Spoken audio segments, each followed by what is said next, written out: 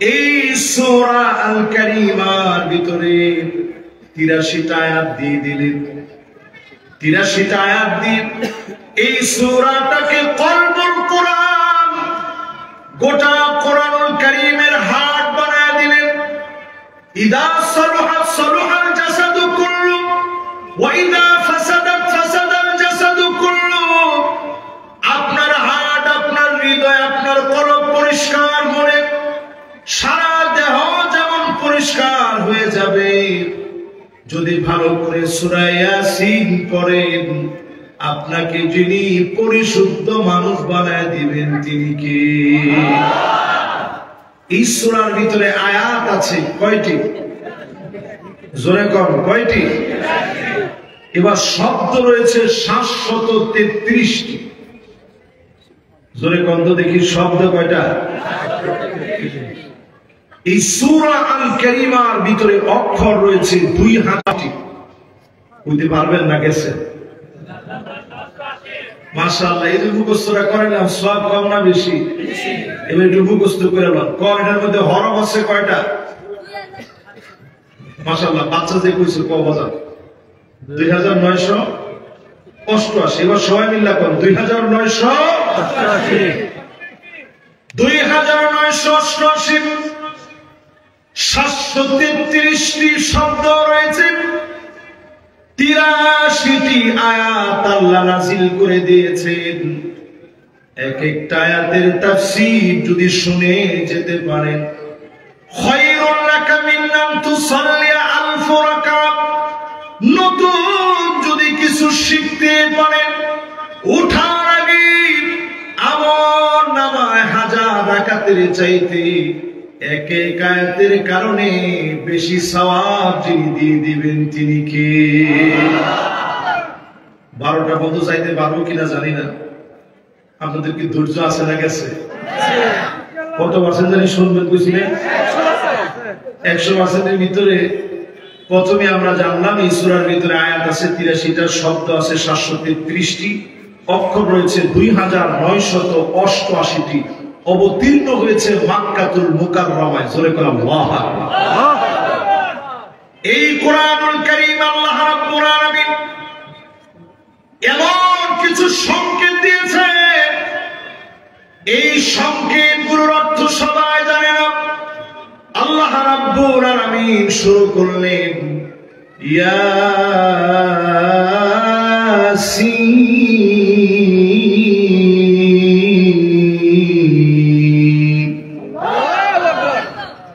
এটা হচ্ছে কোরআনের কোডের সংকেত।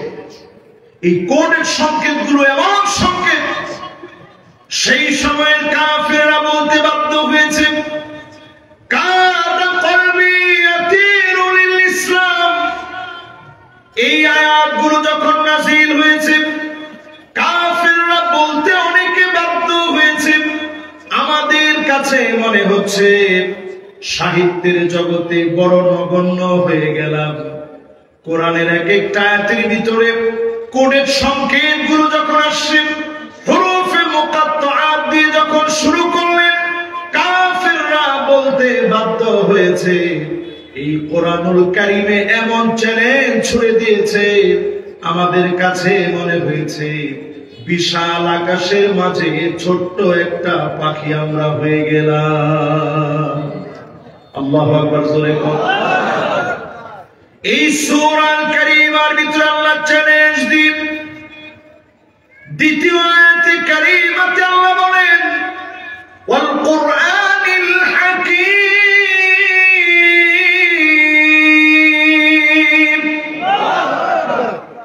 এই কোরআন হচ্ছে বিজ্ঞানময় কোরআন। জোরে কোন এই কোরআনটা কেমন কোরআন?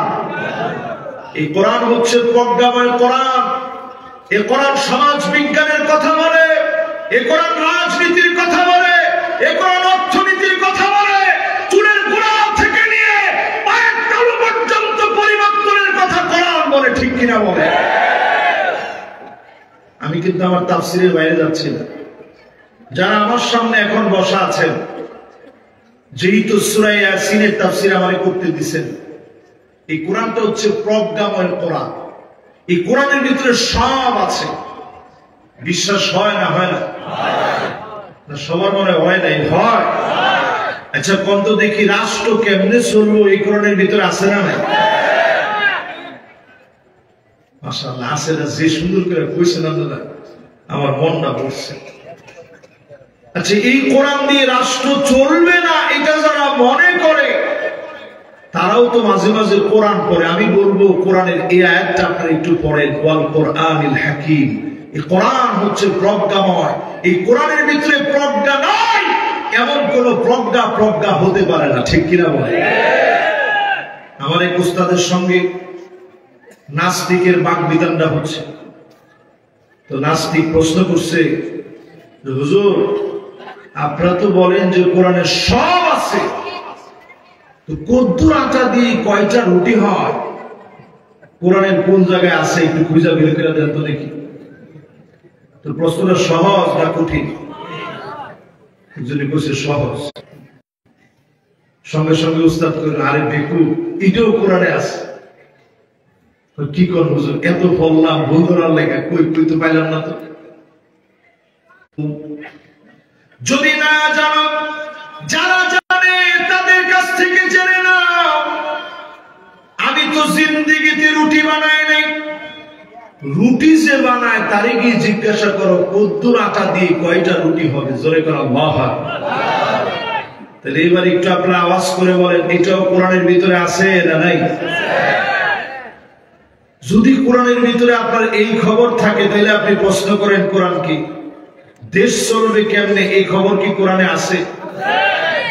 কোরআনুল কারীমের দিকে আপনি তাকায় দেখেন, আল্লাহ রাব্বুল আলামিন বলেন, ওয়া আনহকুম বাইনাহুম বিমা আনজালাল্লাহ।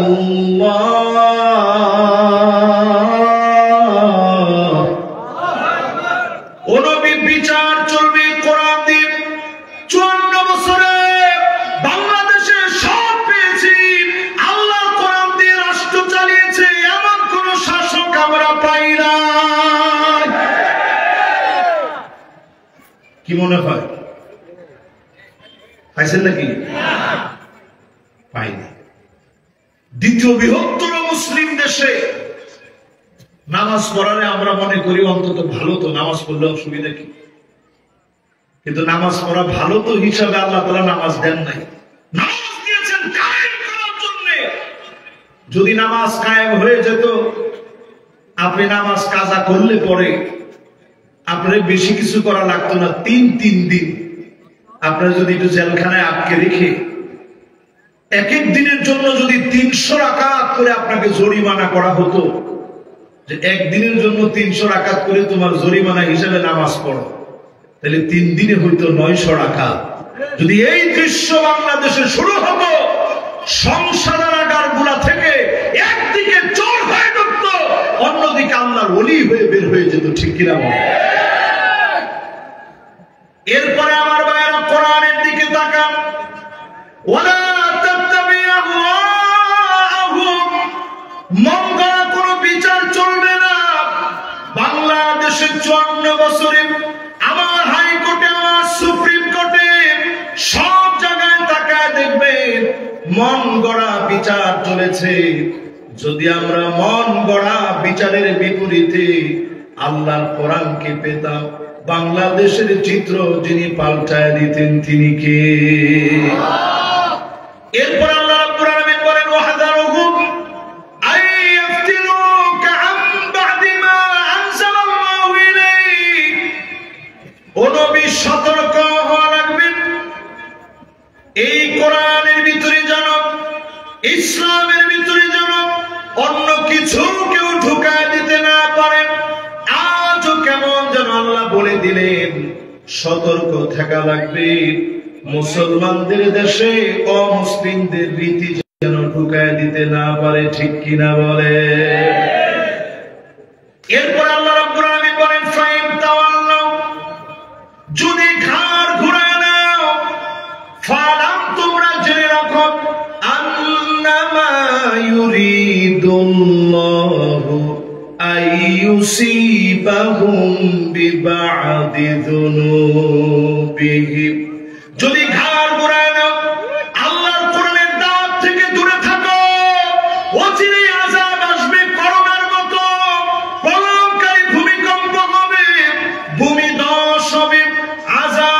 এরপর আযাব দিয়ে যিনি পাকড়াও করে ফেলবেন তিনি কে? এরপর আল্লাহ বলেন وَإِنَّ كَثِيرًا مِنَ النَّاسِ لَفَاسِقُونَ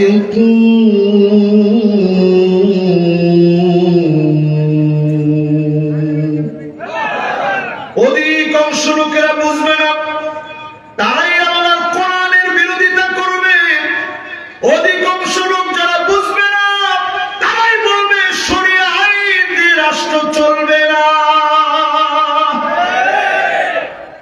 তাহলে আমরা পরিষ্কার মনে করি শরিয়া আইন দিয়ে রাষ্ট্র চলেছে, শরিয়া আইন দিয়ে রাষ্ট্র চলবে। আল্লাহর শরিয়ার আইনের ভিত্তিতে একদিন দুদিন না, হাজার বছর ধরে রাষ্ট্র পরিচালিত হয়েছে, ঠিক কিনা বলে? সেই দিন আসবে ইনশাআল্লাহ, ইনশাআল্লাহ বলে। এই জমিনের ভিতরে 5টা শাসন আসবে। আওয়াজ করে বলেন কয়টা? কষ্ট হইতেছে না আপনাকে? কষ্ট হইতেছে মনে হয়। মাশাআল্লাহ। এবার একটু সবাই কয়টা আনবে শাসন? এবার আপনারা কোনটাতে আছেন, কোনটা নিবেন একটু বাচ্চা না। 1 নাম্বার শাসন আনবে তাকুনু ফীকুম মান-নাবুওয়া। নবুয়তের শাসন এই জমিনের ভিতরে আসবে। নবুয়তের শাসন এই জমিনে আসবে। নবীদেরকে আল্লাহ শাসন ক্ষমতা দিবে। আমার নবী চলে গেছেন, এই পৃথিবীতে আর কোন প্রকার নবী কিংবা রাসূল আর আসবে। 2 নাম্বার শাসন আসবে, নবীজি বললেন 2 নাম্বার শাসন হবে সুম্মা তাকুনু খিলাফাতান আলা মিনহাজিন নবুওয়া। নবীদের শেখানো পথ অনুযায়ী, আমার নবীর শিখানো আদর্শ অনুযায়ী খুলাফায়ে রাশিদিনরা রাষ্ট্র গঠন করবে। 32 বছর 6 মাস ধরে রাষ্ট্র চালালেন। একজন খ্রিস্টান পর্যন্ত বিরোধিতা করতে পারে না। সারা দুনিয়াকে তাক লাগা দিলেন। 32 বছর 6 মাসে 1 টাকার দুর্নীতি প্রমাণ হয় নাই। খোলাফায়ে রাশিদিনদেরকে দিয়ে আদর্শ যিনি দেখায় দিলেন তিনি কে? 2 নাম্বার শাসন শেষ। 3 নাম্বার শাসন এই জমিনে আসছে।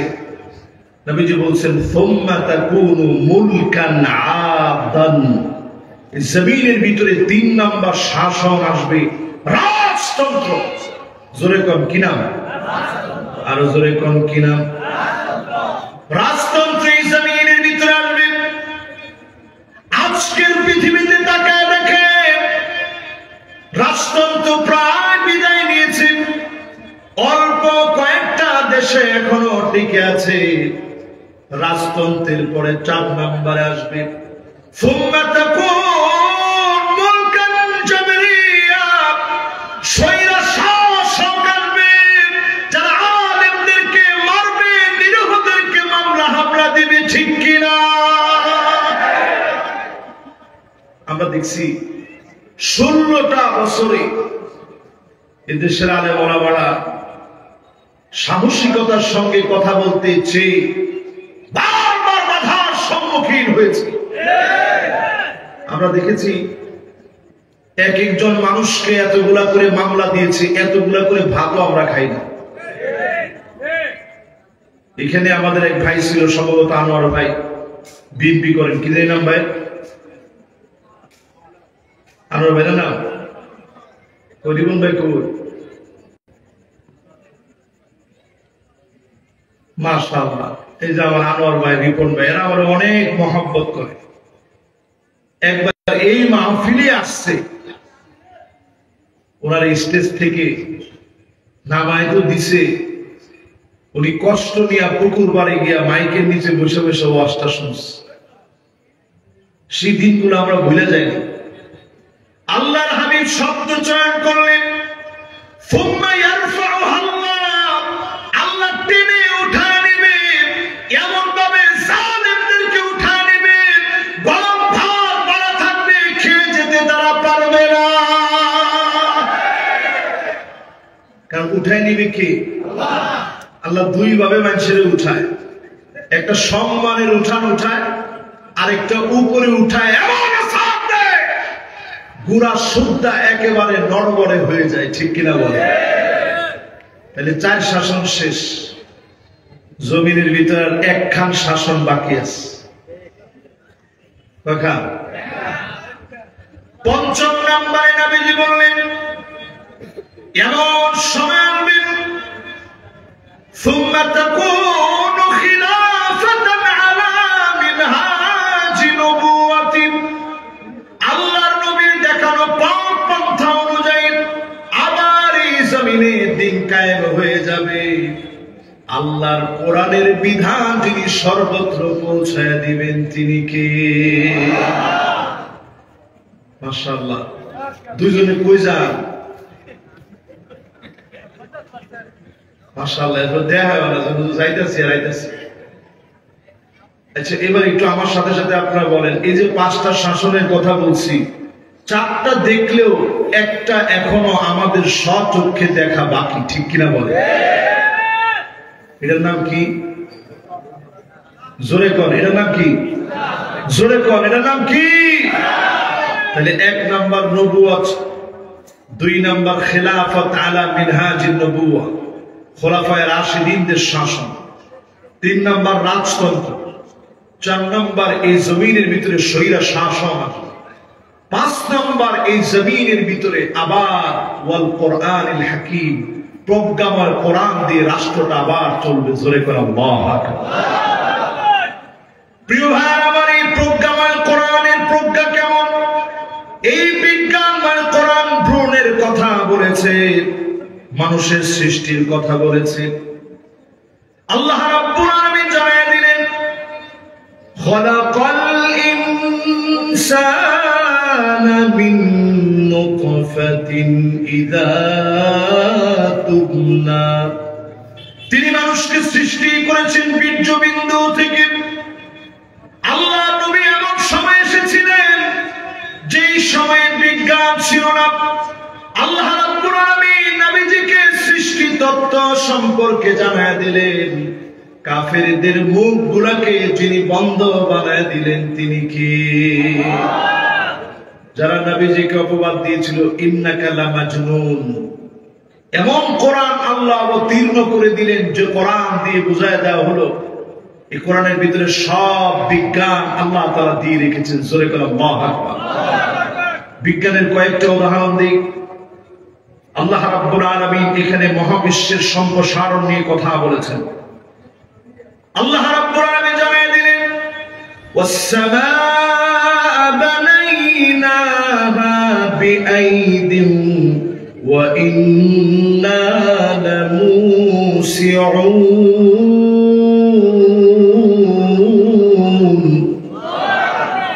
আকাশ শক্তির দ্বারা নির্মাণ করা হয়েছে।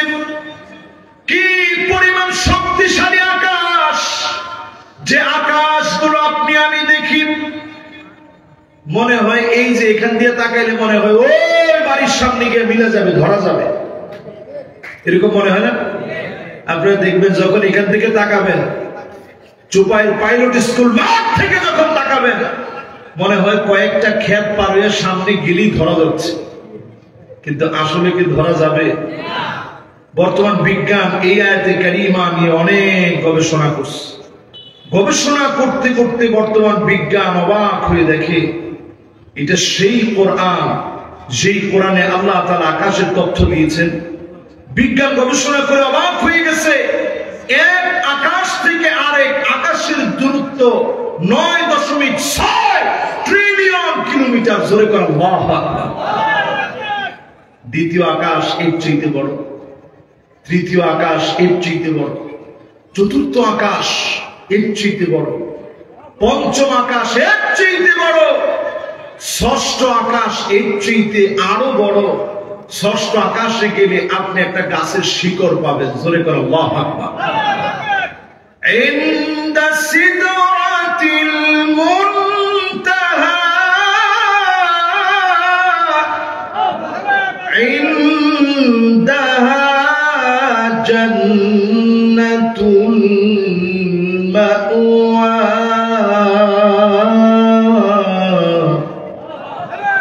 ষষ্ঠ আকাশে গেলে আপনি শিকড় পাবেন, সপ্তম আকাশে ঢালপালা বিস্তার করা, সেইখানে আল্লাহ পাক আপনার জান্নাত বানায় রেখেছেন। বর্তমান বিজ্ঞান গবেষণা করে বলেন সপ্তম আকাশটা এত বড়, আনুমানিক কোন ধ্যান ধারণা পর্যন্ত নাই। এত বড় সপ্তম আকাশ যিনি বানায় রেখেছেন তিনি কে? আর আপনার জান্নাতটা কেমন বানায় রাখছে? এক একজনের জান্নাতটা হবে 100 তালা। জোরে করে আল্লাহু আকবার। হয় না? আরেকটু জোরে করে আল্লাহু আকবার।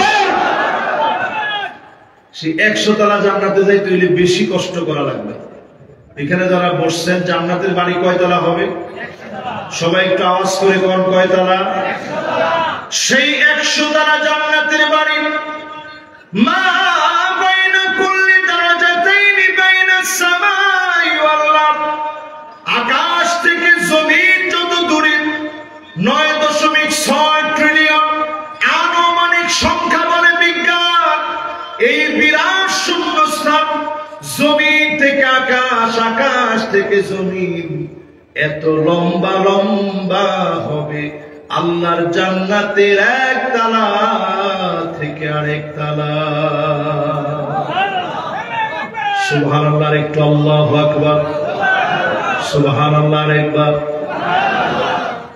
এরকম জান্নাত যখন আপনাকে দিবে, আপনি বলবেন আল্লাহ কেন দিচ্ছেন এত বড় জান্নাত? কি কাজ করছি আল্লাহ? বলে ওই যে একদিন একটা কাজ করছি, আমার কাছে এই কাজগুলা পছন্দ হয়েছে। ফানি'মা আজরুল আমিলিন, পছন্দনীয় কাজগুলা করার কারণে তোরে এত বড় জান্নাত দিছি। জোরে করে আল্লাহু আকবার। আজকে থেকে এই মাহফিলে যারা বসলেন, আল ঈমানুস সাদিক, ঈমানের ব্যাপারে সত্যবাদী হয়ে যান। আওয়াজ করে বলেন ঈমানের ব্যাপারে কি? আরো জোরে বলেন কি? আমার ঈমানের জন্য যদি জীবন দেওয়া লাগে, জীবন দেব, কিন্তু ঈমান দেব না। এমন ঈমান দীপ্ত ঈমান যদি আপনার থাকে, চক্ষুটা বন্ধ হতে দেরি হবে, যিনি মাফ করে দিতে দেরি করবেন না তিনি কে? এবার আমার সঙ্গে সঙ্গে একটু বলেন তো দেখি, আমরা সবাই কি ঈমানদার? ওইটা তো কয় না।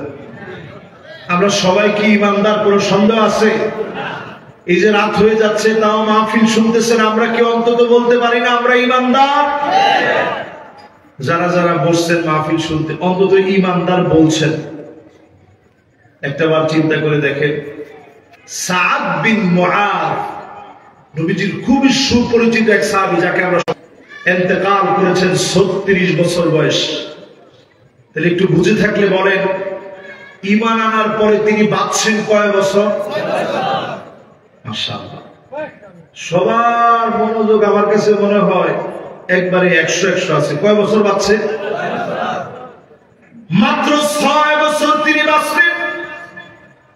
যেদিন তিনি ইন্তেকাল করলেন, নবীজি নজর করে দেখে আল্লাহ পাকের আরশে আজিম কেঁপে উঠেছে। ওয়াহতাজ্জা লাহু আরশুর রহমান, মালিকের আরশে আজিম কেঁপে উঠছে। আকাশের দরজাগুলা খোলা হয়ে গেছে, অজর ধারায় মালিক রহমত নাজিল করেছে।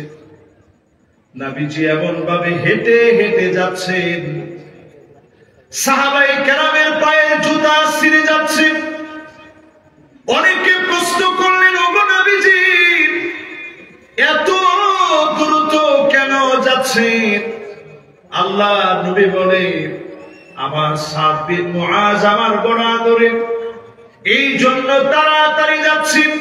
আমার মনে হচ্ছে আল্লাহ পাক ফেরেশতা পাঠায় দিবে, ফেরেশতারা আমার সাদ বিন মুআযকে নিজ হাতে গোসল দিয়ে ফেলবে।